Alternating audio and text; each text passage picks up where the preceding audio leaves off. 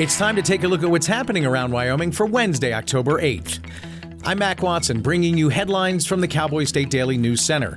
Brought to you by the Wyoming Business Council. Wyoming youth are our future, but they're leaving the state at almost twice the national average.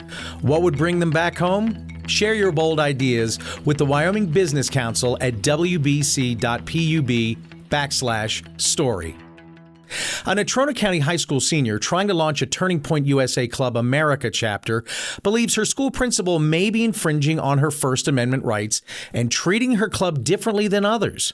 Cowboy State Daily's Dale Killingbeck reports that the 17-year-old student, Kylie Wall, said she approached Natrona County High School principal Aaron Wilson 3 weeks ago about starting a TPUSA Club America chapter at the school. The president of that club says she's been being treated different by her principal than she's noticing the same club at Kelly Walsh High School, also in the district, has been treated. She's been told by the principal that she couldn't have a public meeting with the Kelly Walsh group. We contacted the principal, and he said that he doesn't have any issues with the club, but we do know that there was a teacher who tore a poster off the wall after this student leader posted that about a meeting that was supposed to happen last night.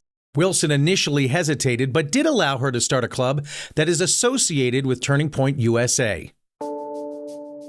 The family of the man who shot a Sheridan Police Department sergeant last year is now suing law enforcement. Cowboy State Daily's Claire McFarland reports that the family is saying that police should not have destroyed a home and fatally shot the man after the incident. I did go ahead and also obtain the decision letter in which the county's top prosecutor declined to prosecute Officer Michael Shand, the one who shot Lowry. And I also talked to Shand, who said I had no other choice. He'd been shooting at cops from the home where he barricaded himself. He fled with an AR-15. He appeared to me to be smiling, and he was rushing through this tight-knit neighborhood toward other law enforcement, other people. The lawsuit accuses Chand and the Sheridan police chief and other unknown John Does of wrongfully causing the February 14th, 2024 death of William Lowry, 46 years old, who had shot Sheridan Police Sergeant Nevada Krinke the day before. When former Obama-appointed U.S. Attorney for Wyoming Kip Crofts first read about a reinvigorated push for a passage of a Wyoming bill that would require Congress to authorize the deployment of their National Guardsmen, one of his first reactions was disgust.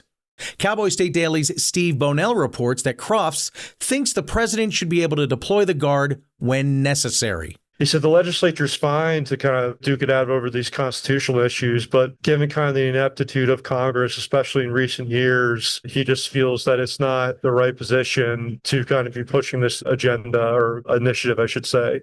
Crofts went on to add that Congress already has put the federal government into a shutdown because of inaction, and giving them the responsibility of deciding whether to deploy Wyoming's National Guard is a poor decision. Amid ongoing tensions over how and when to propose new local taxes in Jackson and Teton County, a deeper question over how to best market the area to the world was revealed during a joint meeting of elected officials on Monday. Cowboy State Daily's David Madison says residents aren't quite sure what exactly to do. On Monday, the Town Council of Jackson and the Teton County Commission met to discuss a proposed new lodging tax. And what really came out of that discussion were some pretty strong feelings around tourism and how to nurture it, whether Jackson needs to continue to market itself to the world. Should they focus all of the dollars gathered from tourist sales tax on services like buses and trails and other amenities that Jackson locals and tourists use? Now, the meeting adjourned without any vote or formal decision, but what emerged were signs of a community struggling and an ongoing dispute over whether Jackson still needs to promote itself as a tourist destination. Luca Rasmussen was playing video games with his friends, smoking marijuana, and messing around with a handgun back on February 12th. The gun went off, and now Luca stands charged with involuntary manslaughter. Cowboy State Daily's Dale Killingbeck reports the 19-year-old Rasmussen stood beside his attorney and pleaded guilty to a single charge.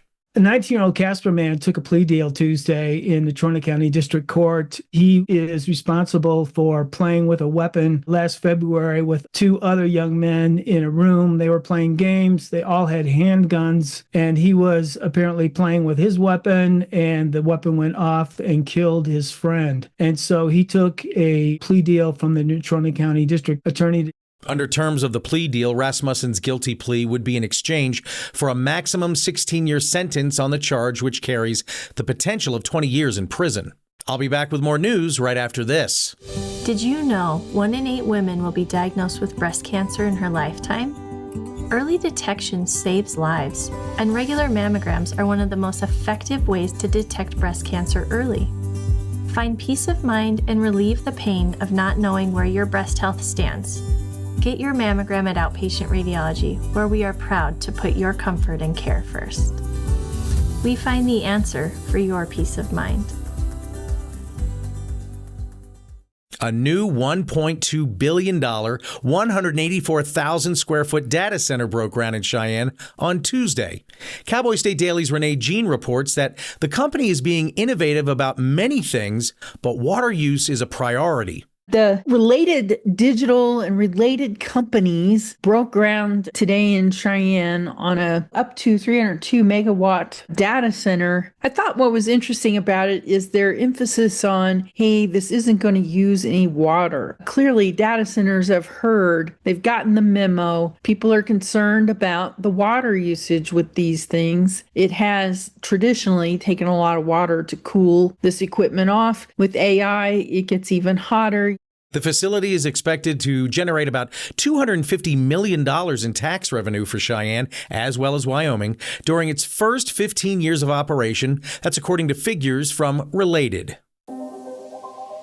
U.S. Senator Cynthia Lummis on Tuesday expressed her optimism for President Donald Trump's Middle East peace plan and recalled the horrors of the Hamas attack at a music festival in Israel 2 years ago to the day.